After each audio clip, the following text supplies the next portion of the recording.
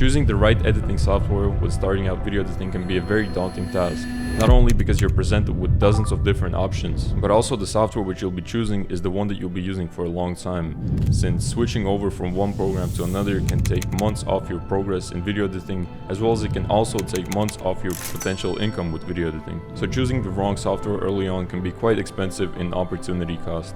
So in this video, I'll go over the most popular editing softwares on the market right now, and in my opinion, which ones are the best, as well as which ones the market demands for the most, so you can choose wisely. For the number one pick, I chose CapCut. So CapCut is basically the entry-level software which every new video editor that is just getting into the editing space is choosing, because it's simple to use, and also it's available on mobile phones, and there's even an integration with it on TikTok, so every new video editor just chooses to go with CapCut. Well, sure, CapCut may be good for creating some simple TikToks and even doing some basic edits, as well as I've actually seen some pretty decent edits come out from editors using CapCut. I still don't think it's a viable option if you want to take editing seriously and later on work with clients as well. So unless you want to do video editing as just like a simple hobby and having fun with it, then I would not recommend CapCut and I would look at different options. The second option that I picked was DaVinci Resolve. I think this may be the best option for you if you're just starting out editing videos on a computer, since it also doesn't require an investment, since there's a free version of DaVinci Resolve which is quite capable, and I've used it myself as well. And from what I've seen, it's possible to make some high tier edits on DaVinci Resolve, so it's a very viable option. It is also the best option for color grading and color correction, so even if you're not using DaVinci Resolve as your main program and instead you're using something else, you can still put it as a side tool and use it for color grading solely. That's for example what I did when creating music videos, is I would do all of the main edits and everything else on Premiere Pro and After Effects, but I would only use DaVinci Resolve for the coloring aspect of it, so yeah, you can use it for that as well. I've also seen a lot of online resources around DaVinci Resolve, so tutorials and presets that you can use and other resources, so it's not a bad option at all to choose. Now my third pick was Final Cut Pro, and this software is meant for you if you're using a Mac computer and you're also not looking to do some crazy complicated edits and just want to do simple editing work. It's only available on the Mac devices, so it's very optimized for them as well, so you can even work with like 4K or 8K footage effectively without any stutter. So again, if you're not looking to do some motion graphics or animations, then this is a good option for you if you're working on a Mac, but this software is not free, so it does require an investment.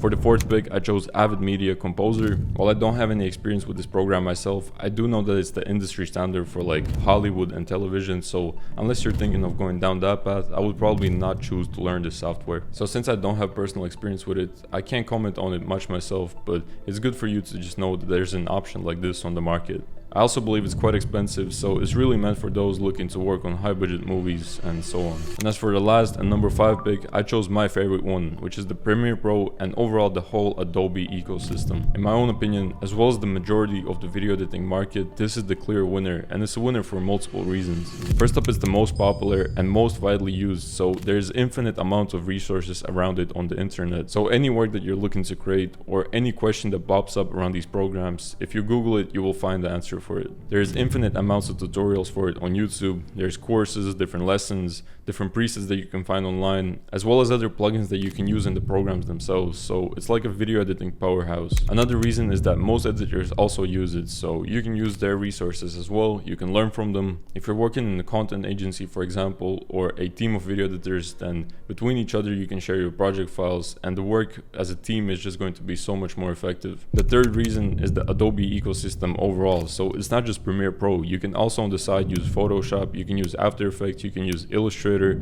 and you can all use them together since they're very well integrated with each other as well. For example, when I'm editing videos, I do the main media management on Premiere Pro. I also do the sequencing there and the sound effects and sound design.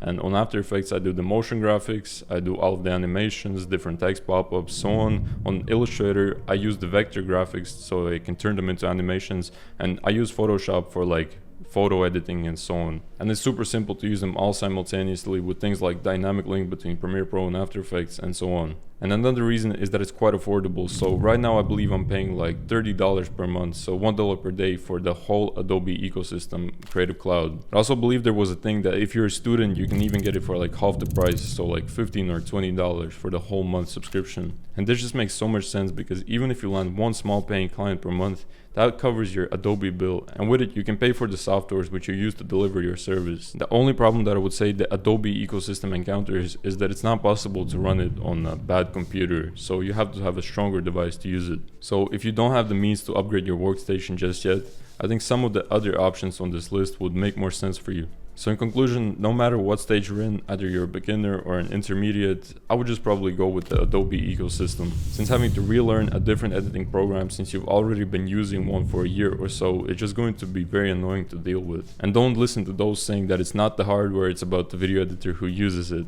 Well, yeah, I'm sure that with enough skill you can create good videos on any software and any program, but at a certain level you're just going to reach a skill ceiling and you're not going to be able to progress further. For example, if you choose to master CapCut, at the very highest level of it, you will just not be able to progress further. So choose the right software early on. And I know this because I learned this the hard way myself. I started out video editing on Sony Vegas and I probably used it for like 3 or 4 years. I basically understood it inside and out, but just at a certain point I understood that I was wasting a lot of time still working on Sony Vegas. The software just wasn't effective enough for the work that I wanted to produce, so I had to choose a different option. So that's when I switched to Premiere Pro and After Effects and the whole Adobe ecosystem. And since I had used Sony Vegas for so many years, I just procrastinated the decision for like multiple months. So I would say, yeah, I'm switching to Premiere Pro soon, but I would just delay it and delay it. And once I actually took it upon myself to switch to Premiere Pro and After Effects, it probably took like 2 months total. And I haven't looked back since. So I hope you enjoyed this video about the best editing softwares to choose. And hopefully this video helped you pick the right choice for yourself.